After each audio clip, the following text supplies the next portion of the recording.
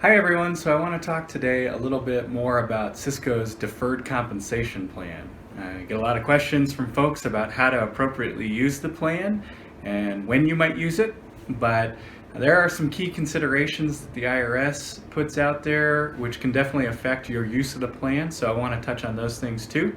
Let's start off with a couple of benefits that oftentimes I see folks taking advantage of when they're using the Deferred Compensation Plan. Number one, by far, is to reduce income.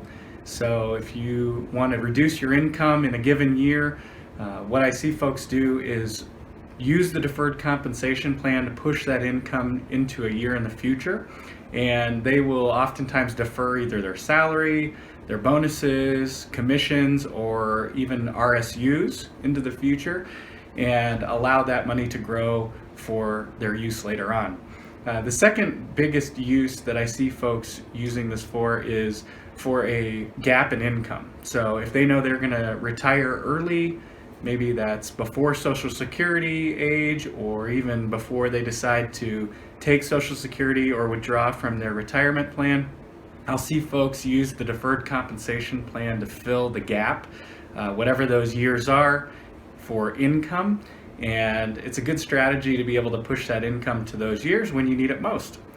A couple lesser known benefits that you can use the deferred compensation plan for. One is if you know that you're going to get a large equity compensation award in a year coming up, or if you perhaps know that you might be getting an inheritance in a year coming up, you could defer some compensation and keep your tax bill consistent during that time.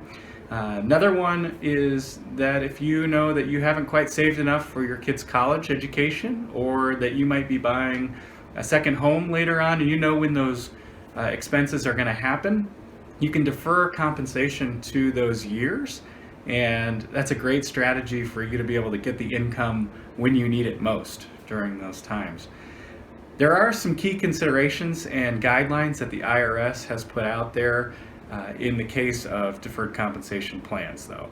And they are very important considerations when deferring income, because once you make a deferral election, you can't change that deferral election throughout the year. So that money is going to go to the deferred compensation plan.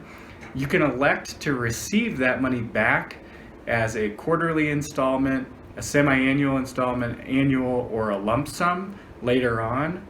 But if you were to change the year in which you decided you wanted that income back, you actually have to push that year out 5 years from the previous date. So careful consideration and planning is needed, because changing those elections is very difficult and can oftentimes complicate things. If you have any questions about the deferred compensation plan, feel free to reach out to me. I'm happy to help out, and have a great day.